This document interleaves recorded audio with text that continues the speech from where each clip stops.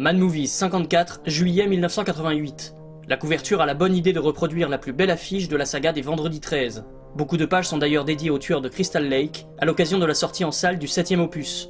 Passé une critique de JPP dénonçant l'horreur confortable de la série et ses fortes tendances moralisatrices, Guinbert se fonde un dossier pour le moins ludique, décomptant les victimes de Jason film après film, et tirant des bilans quasi statistiques de ses méthodes sanguinaires. Les fans peuvent également s'amuser à reproduire le célèbre masque grâce aux conseils avisés de la rubrique du cinéfan.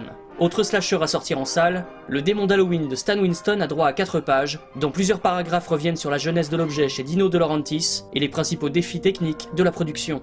Toujours rayon slasher, la Mad Team s'attarde sur le sympathique Blood Diner, comédie extrêmement gore sortant directement en vidéo. Beaucoup plus cérébral, ou plutôt épuisant, Poltergeist 3 écope d'une preview mettant en avant les rares effets de maquillage du film, tandis que Flic ou Zombie se fait matraquer en beauté dans les griffes du cinéphage.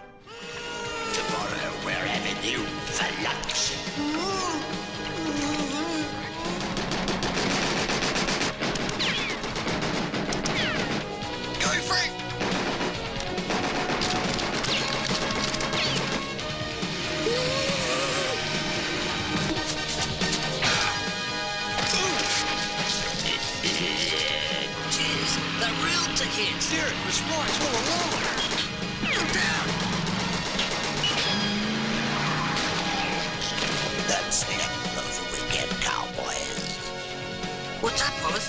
You go on. I'm gonna go back and stop those wankers. For God's sake, Oz, put that thing down.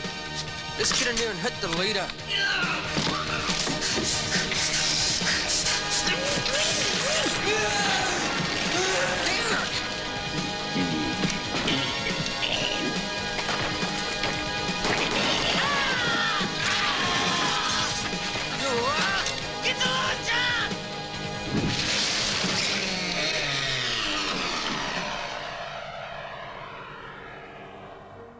En 88 sort Bad Taste, le premier film du jeune néo-zélandais Peter Jackson. Visionnaire, Mad Movies célèbre l'événement au champagne, après une preview publiée quelques mois auparavant. L'interview du réalisateur permet de se figurer le tournage chaotique de l'objet, et le bonhomme se remémore également sa rencontre avec le monteur professionnel Jamie Selkirk, carrément affolé par les 2300 plans du film. Pour l'anecdote, durant la promotion de Lovely Bones, Peter Jackson nous avouera garder encore précieusement ce numéro de Mad Movies.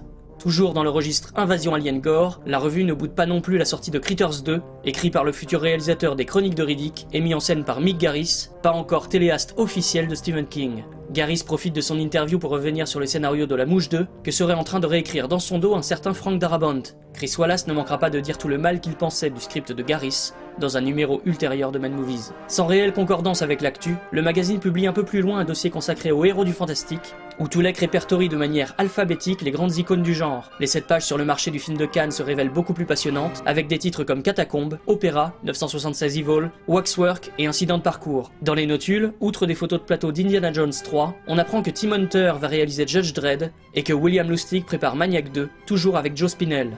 Enfin, en 3e et 4e de couve, les affiches des Passagers de l'Angoisse et de Panix.